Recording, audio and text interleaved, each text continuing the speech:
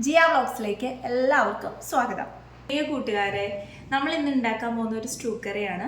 അതിന് വേണ്ട സാധനങ്ങൾ: ഉപ്പിൽ വേവിച്ച് വെച്ചിരിക്കുന്ന ബീഫ്, പിന്നെ തേങ്ങാപ്പാൽ, ഉരുളക്കിഴങ്ങ് അരിഞ്ഞത്, ക്യാരറ്റ് അരിഞ്ഞത്, സവാള, ഇഞ്ചി, പച്ചമുളക്, വെളുത്തുള്ളി ചതച്ചത്, വേപ്പില.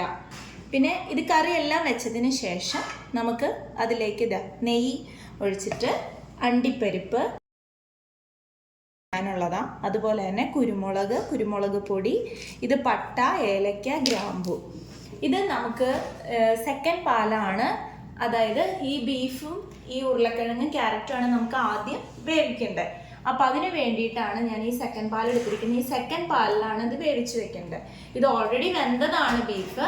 എന്നാലും നമുക്ക് ഈ ഉരുളക്കിഴങ്ങും ക്യാരറ്റും വേവിക്കുമ്പോൾ ഈ സെക്കൻഡ് പാലിലും അതുപോലെ ബീഫിൻ്റെ ആ വെന്തിരിക്കുന്ന ആ വെള്ളത്തിലും കൂടെ, അതായത് ഇറച്ചിക്കകത്ത് ഒന്നുകൂടി വേവുമ്പോൾ ഒരിത്തിരി കൂടെ രുചി കിട്ടാൻ വേണ്ടിയിട്ടാണ് നമ്മൾ വീണ്ടും ഈ ബീഫ് വേവിക്കുന്നത്.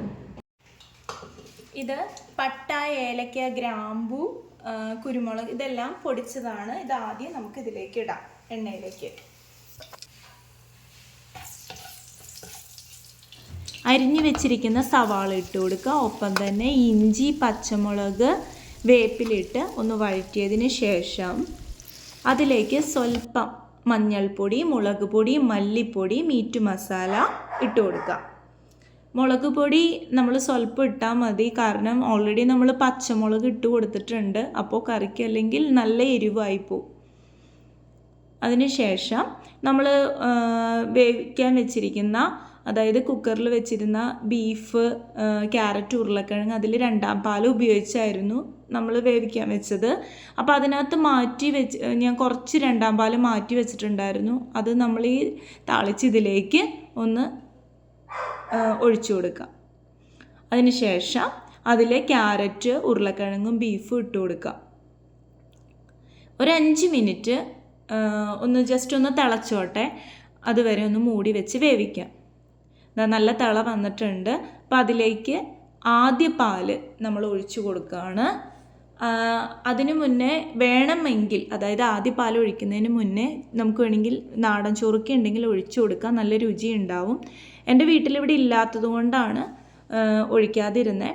ആദ്യ പാലിന് മുന്നേ എന്ന് പറയാൻ കാരണം അത് അല്ലെങ്കിൽ പിരിഞ്ഞു പോകും. അതിനുശേഷം നെയ്യൊഴിച്ച് അണ്ടിപ്പരിപ്പും കിസ്മസും വറുത്തിടുക.